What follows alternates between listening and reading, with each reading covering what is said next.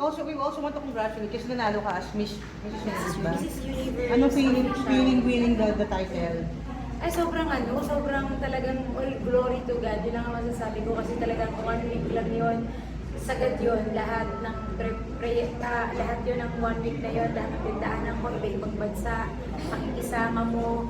Kasi ang pageant naman lahat yun, kailangan mo talaga na makikisama kasi iba't ibang lingwahe, lahi. So, talagang bakbakan kayo ng papaitan, paanuhan, talagang hindi ka kailangan pikon, alam mo yun, kailangan unawain mo lahat, mahabang easy and all glory to God.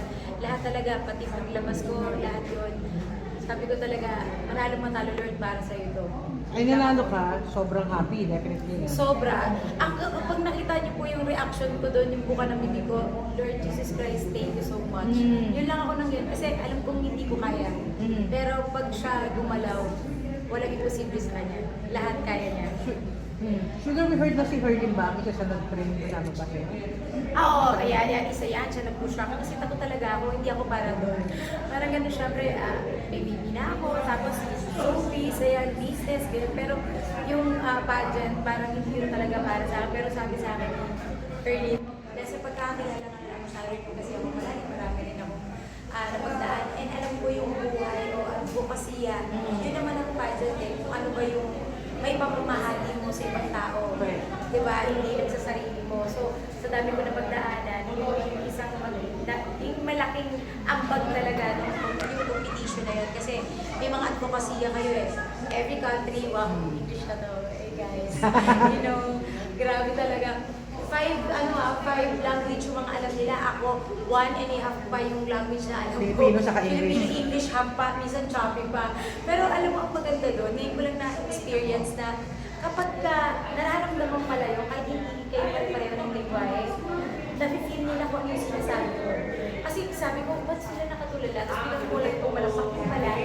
Lahat sila mga iba-iba, mga India, mga Pakistan, Bulgaria, US, Australia, lahat sila pala nafe-feel nila yung sinasabi mo. Ano yung nararamdaman mo. Kaya sabi ko, itanong pala, akala ko lahat sila nag-stop, pero hindi talaga ako nag-get. So hindi ako yung pala, ano ang sabi sa akin ng isa isang nila sa kalumaan nila Nararamdaman nila. Yung aking sinasabi. Kaya sabi ko nga, ang laking tulong din nung pageant na yun. Mas mag-grow pa ako. Si Lima, si Wilbert, Tolentino, ang nag-grow sa amin para maging successful talaga sa ganitong bagong talaga tinatahan namin sa buhay. Sir Wilbert. At ito na po, ang may-ari. At ito ang may-ari. Hindi na nga, this is the owner of the, you know, may congratulations, nakakaiyak na lang. Ay, thank you.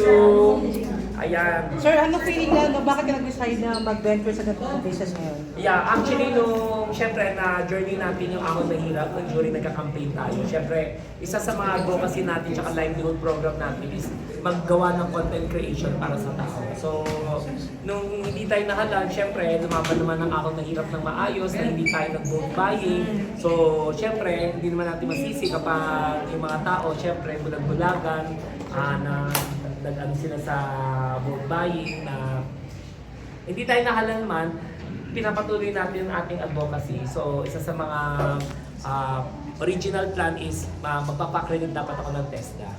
And then, syempre, napakilala ko ni Sir Joey, kay Board Imelda Papin. So, dapat magkakamap kami ng school ng TESDA. However, ang daming process pang gagawin yung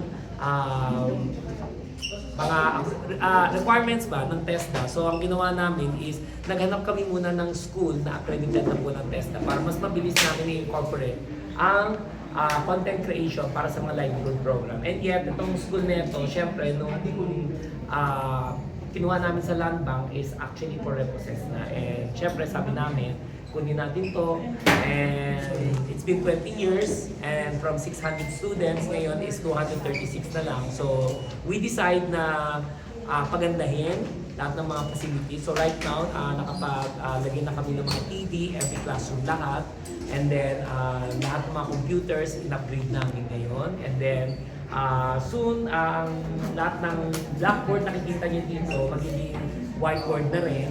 kumbaga, gusto natin i-modernize yung curriculum ng pag-aaral ng mga bata.